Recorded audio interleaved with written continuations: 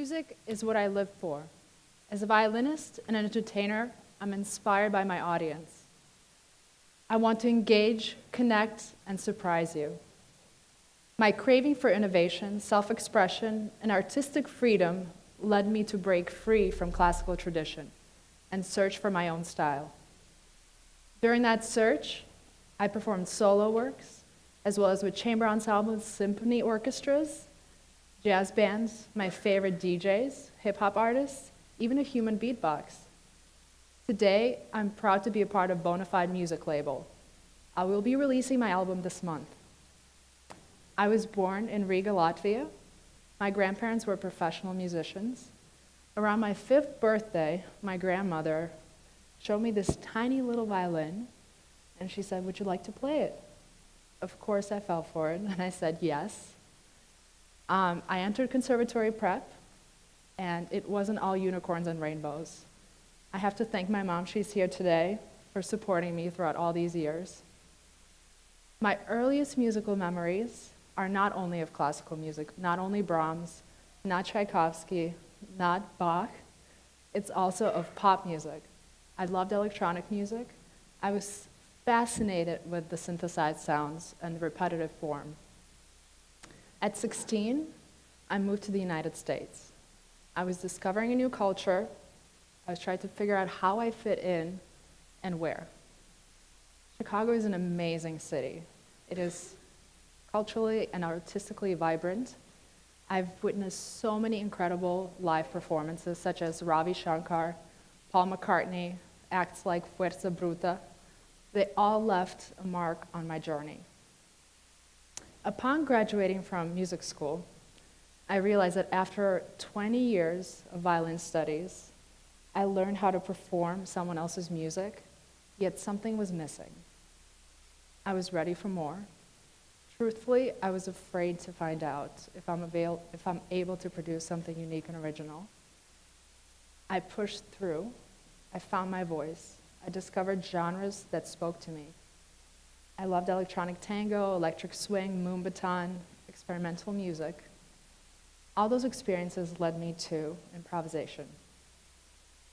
Improvisation is a self-expression which mirrors environment, space, time, and energy. I'm in the moment and I rely on my instincts. When I freestyle with the DJ, I'm able to be in the moment with the audience and the music. My goal is to make sure that the audience is listening with their full body. I want the music to unite us. I love my job. I love the positive ripple effect it creates. I love that it spreads good energy. I think it's so important that all of us think about the jobs that we choose and stick with. I urge you to be aware and responsible and think through every decision you make and how it will affect the world.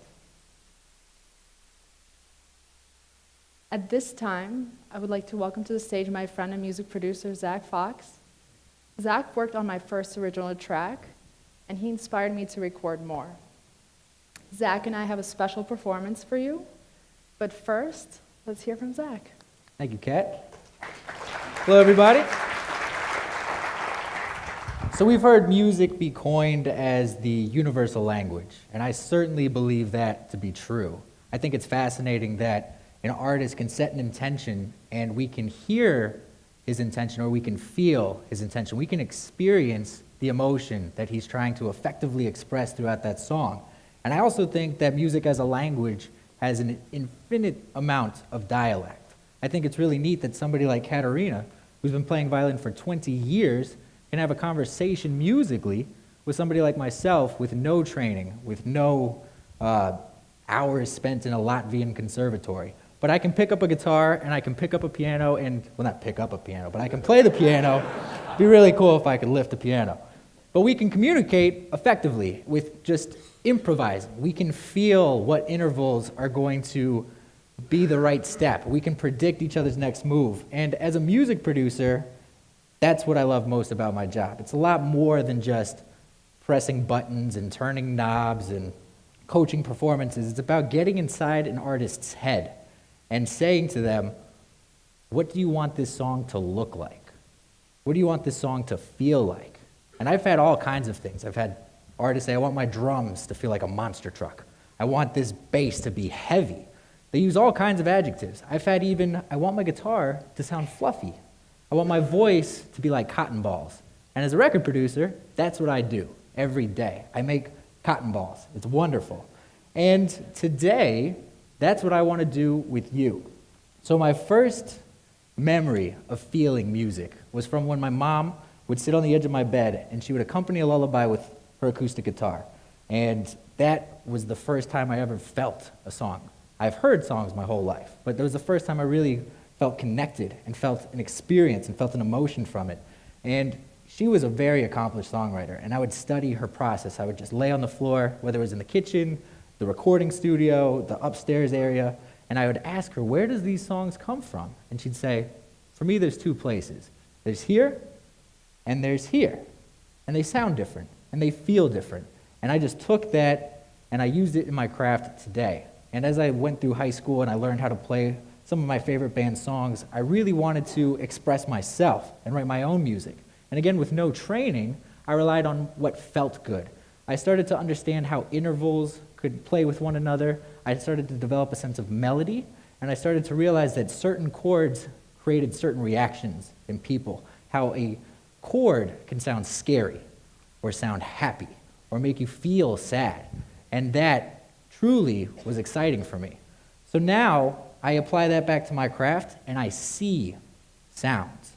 Notes started to take shapes, tones started to take color, and now I can even score memories without words, and it just feels great. And that's the experiment we want to run with you guys today. So we are going to put images on the screens here, and you have these glow sticks in your hand, and each image has a correlating box underneath it. You're going to have a red square and a green square, and instinctively, I want you to raise your glow stick according to what image resonates the most with you. And hold your glow stick high so that we can see them. And by taking a quick survey, your input, the ratio of red to green, is going to affect what we play live here on stage. We're going to improvise based solely on the images and the way they make you feel. So are you guys ready? Yeah. Awesome. So let's try this out first. Let's have a test question. And some market researchers are going to love this next one. So raise your glow stick with the correlating one that resonates the most with you. Awesome. Love my iPhone. All right, do you think you can handle the full run? Are you ready? Let's do it. First, are you guys happy or are you sad? They're happy.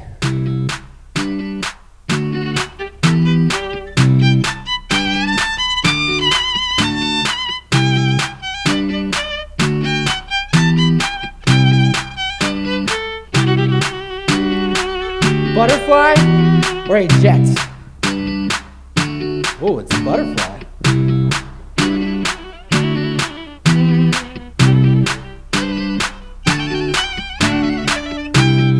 A tortoise or a cheetah?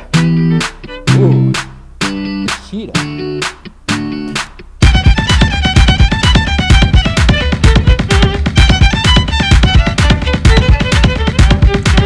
An empty warehouse or a complex labyrinth? Oh, the labyrinth it is.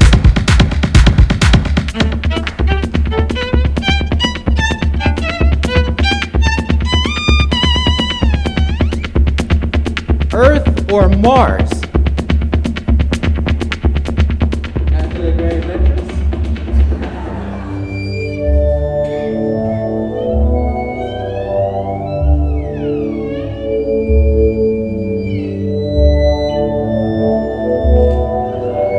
Light or heavy? Light it is.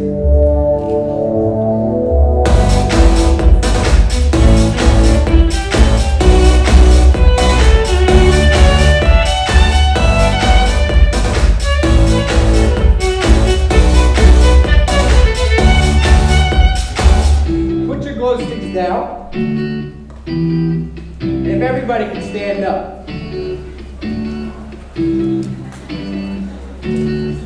Clap or snap. It's up to you. Now, Katarina's